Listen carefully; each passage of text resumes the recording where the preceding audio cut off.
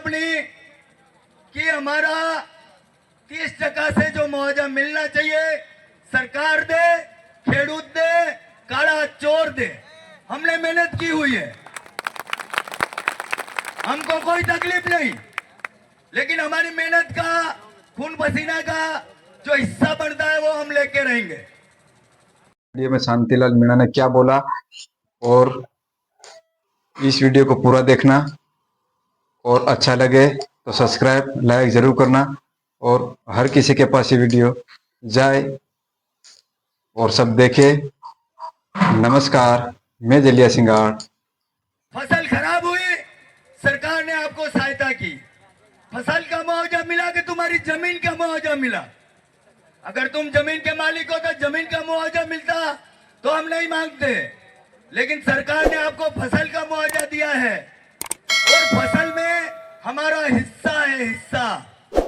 ये तो सरकार और आपको सोचना चाहिए था कि ये फसल किसने पैदा की, दिन रात मेहनत किसने की। इसलिए हम मांग रहे हैं, कोई नाजायज नहीं मांग रहे हैं। इसलिए साथियों, पहली मांग अपनी कि हमारा 30% से जो मुआवजा मिलना चाहिए सरकार दे, खेडूत दे, काला चोर दे। हमने मेहनत की हुई है, हमको कोई तकलीफ नहीं, लेकिन हमारी मेहनत का खून पसीना का जो हिस्सा बनता है वो हम लेके रहेंगे। दूसरी चीज हम क्या मांग रहे हैं, तीसरा भाग। अरे नैतिक आधार पे भी क्यों मांग रहे हैं हम तीसरा भाग? भाग कैसे होता है भाई? आप जमीन के मालिक हैं, आपने मोटर लगाई, बोरिंग लगाया, झोपड़ा बनाया, तो इन्वेस्ट किया, वहां इन्वेस्ट किया तो एक हिस्सा विनंती करीश के टूंकમાં થોડી વાત કરી દેશે શાંતિલાલ મીણા, જે મજૂર અધિકાર મંચ અને આદિવાસી પરિવાર બંનેમાં સંકળાયેલા છે અને કેમેશ્રી મનસુખભાઈની, મુકેશભાઈની નામની જોઈ તો ત્રણેય સંગઠનો સાથે જોડાયેલા છે। जय जोहार, अरे जय जोहार का नारा है, एक तीर एक कमान, लड़ेंगे।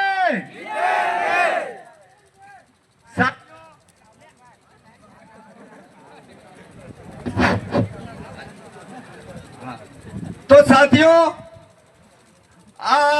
આપણે ખેડૂત સેવા સંગઠન ને મુકેશભાઈનો હું ફરીથી ખૂબ ખૂબ આભાર માનું છું, એટલા માટે કે આ જસદણમાં સભા કરવાની હતી અને આ જસદણનો પ્રશાસન, રાજકોટનો પ્રશાસન ને આ સરકાર પાંચ એપ્લિકેશન लगाई છે અમે પાંચ जगह, कोई जगह देवा मांगतू नहीं, कोई जगह देने के लिए तैयार नहीं हुआ और पैसे दे के, किराया दे के, पटेलों के पास बड़े बड़े वाड़ी है, बड़े बड़े प्रोग्राम होते हैं, एसी के बने हुए हैं। हमने कहा आपका किराया कितना लगता है, हम देने के लिए तैयार हैं, लेकिन साथियों कोई जगह देने के लिए तैयार नहीं था, परमिशन देने के लिए नहीं तैयार नहीं है।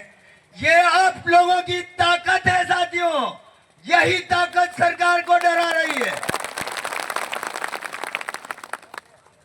अरे हम कौन है?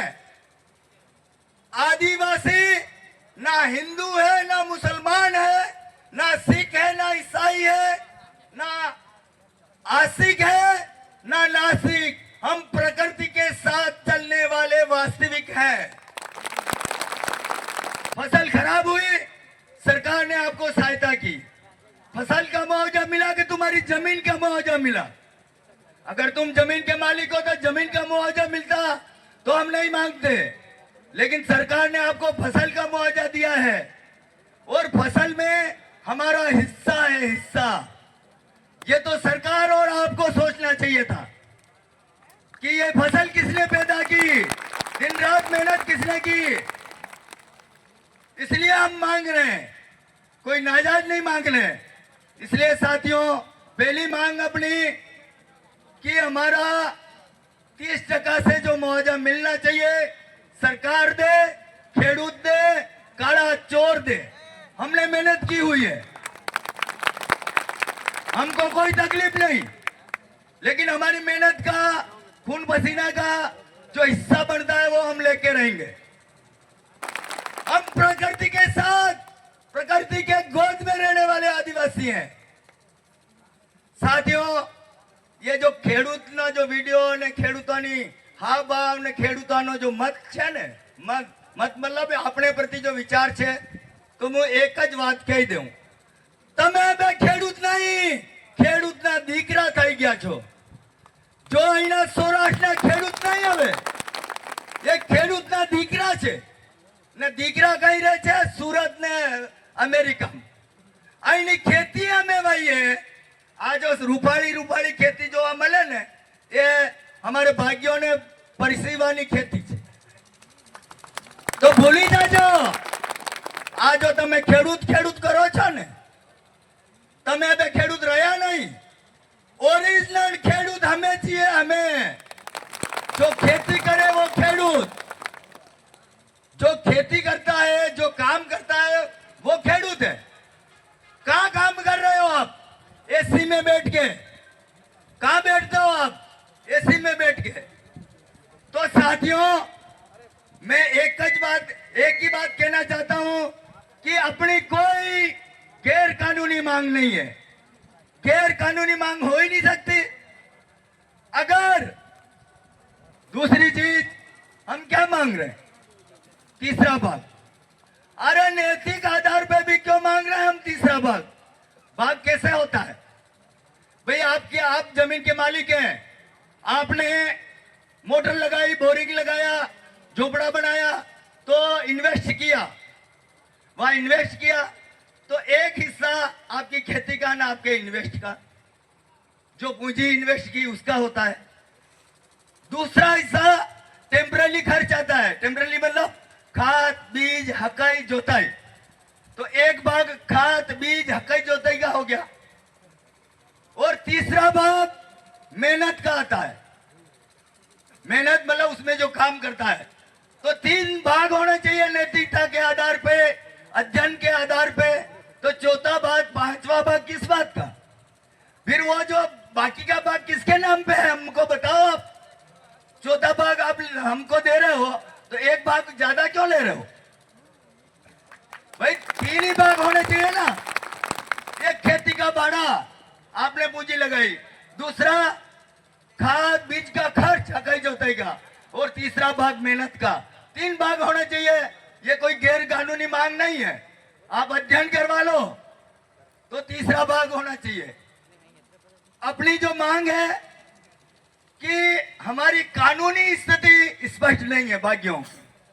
भाग्यों की कानूनी स्थिति इसलिए स्पष्ट नहीं है कि अगर आप हमको मजदूर मानते हो, भाग्य मजदूर, तो मजदूर मानते हो तो हम 24 घंटे आपके खेत में काम करते हैं, हमको न्यूनतम मजदूरी दे दो, 402, 402, 402।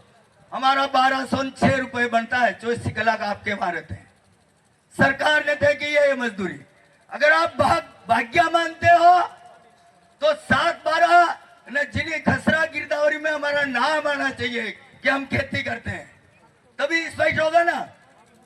जब फसल का नाम आता है कि इतने में मूंगफली बोई, उस समय सर्वे होता है, तो सरकार को हम कहना चाहते हैं कि 7-12 खसरा गिरदावरी में जो काश्तकार कर रहा है उसका नाम आना चाहिए, तो हमारी कानूनी स्थिति स्पष्ट होगी ना। तो एक ये मांग है महिलाओं के लिए, कानून बना हुआ है, पोस्ट कमेटियां बनाई जाए हर गांव में, ये अपनी मांग है। तो गैर कानूनी मांग अपनी कोई नहीं है। 8 जो मांगे हैं वो वास्तविक मांगे हैं, कानूनी मांगे हैं और हक और अधिकार की मांगे। अब मैं कहना चाहूंगा साथियों, अपन ने ये मांगे तो उठा दी और संगठन भी अपन ने बना लिया। मैं आप लोगों को एक चेतावनी देना चाहता हूं। एक बार क्या हुआ कि एक लोमड़ी गद्दे के पास गई और उसको बोला कि राजा आपको बुला रहा है। तो राजा क्यों बुला रहा है? कि यार आपको राजा कहीं यात्रा पे जा रहा है तो आपको राजा बनाना है, राजा बनाने के लिए बुला रहा है। तो गधा गया राजा के पास। तो राजा ने क्या किया, शेर ने, कि दोनों कान है ना सिंह, वो तोड़ दिए। फिर गधा भागा, अरे मेरे तो कान तोड़ लिए, तू तो झूठ बोली। तो लोमड़ी ने क्या बोला कि नहीं नहीं, वो तो राजा क्या कि तुमको मुकुट पहनाने वाला था ना, तो ये तुम्हारे कान अड़ जाते, इसलिए मुकुट पहनाने के लिए ये कान तोड़े। तो वापस गधा आया कि ये राजा बनाएगा मुझे। तो दूसरी बार आया तो उसने पूंछ तोड़, शेर ने पूंछ खा गया। फिर वो गधा बोला कि यार तुम तो मेरी तो पूंछ तोड़ दी राजा ने। कहा राजा बना, अरे तुमको कुर्सी पे बैठाएगा तो पूंछ लड़ेगी कि नहीं लड़ेगी। तो इस तरह की लोमड़ियां अपने बीच में आने वाली है। आप लोगों को समझाने के लिए आपको तर्क वितर्क करके, वो तो इतना भाग दे रहा है, वो इतना दे रहा है, लेकिन मैं आपको सचेत कर देना चाहता हूं, अगर वास्तव में अपना संगठन बना है, अभी 2-3 महीने और बाकी है, अप्रैल मई तक की, ठीक है। जब तक हमारा यहाँ अगर हक नहीं बना तो अपना आंदोलन कहाँ चलेगा? गांधीनगर तो जाएंगे ही, यहाँ है तब तक, लेकिन बाकी का समय एक भी भाग्य एमपी वो क्रॉस नहीं कर पाएगा। एक भी भाग्य नियम से आएंगे, अधिकारों के साथ आएंगे, नहीं तो पड़ा रहे सौराष्ट्र। तुम्हारी जमीन तुम्हारे रखो, तुमको मुबारक तुम्हारी जमीन। इसलिए साथियों, ये तय कर लेना है आपको जाने से पहले कि एक भी भाग्य एमपी से नहीं निकलेगा। हमने यहाँ तहसील पे ज्ञापन दिया है, जिला कलेक्टरों को भी ज्ञापन दिया है, सरकार को ज्ञापन दिया है। हमने मांग की है, जगह जगह हमारी मीटिंग हो रही, और हो सके तो अपन विधानसभा भी कुछ करेंगे जब विधानसभा चलेगी। लेकिन इसके बावजूद भी अगर अपनी मांगे नहीं मानी गई तो अपने इलाके में आके तो देखें, मर जाएंगे, कुछ नहीं है। हमारे जैसे भी जीना है जी लेंगे, सूखा खा लेंगे, सूखा पी जाएंगे, लेकिन एक भी भाग्य यहाँ नहीं आने वाले जब तक हमारा अधिकार नहीं मिलेगा। साथियों, लोमड़ियों को ध्यान रखना है। अपनी मांगों के बारे में मैंने बता दिया है कि बहुत लोमड़ियां आएगी आपके पास, है ना, कि आपको तो ऐसे दे देंगे, लेकिन एक भी भाग्य निकलना नहीं चाहिए। और वहां मीटिंग करेंगे अपन, वहां सभाएं करेंगे, वहां तय करेंगे। वही संगठन की असली ताकत है अपनी, चाहे एमपी का हो, चाहे गुजरात का हो, चाहे राजस्थान का हो। जिसको अपन भील प्रदेश बोलते हैं ना, वो हमारा प्रदेश है, और उसकी प्रदेश बनाने की लड़ाई भी हम लड़ रहे हैं। लेकिन उस प्रदेश से एक भी भाग्य नहीं निकलेगा, ये मैं आज घोषणा कर रहा हूं। कोई दिक्कत नहीं, हमारा अधिकार मत दो। धन्यवाद साथियों, बहुत सारे वक्ता हैं, शुक्रिया।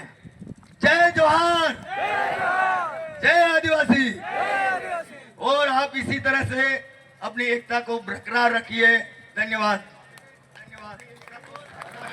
સાથીઓ જે ઊભા છે આ બાજુ જે ઊભા છે આપણા અગત્યના બે વક્તાઓ છે પ્રદેશના, એ હજુ બોલવાના બાકી છે, જેમાં સંગઠનની આગળની રણનીતિની વાત કરશે।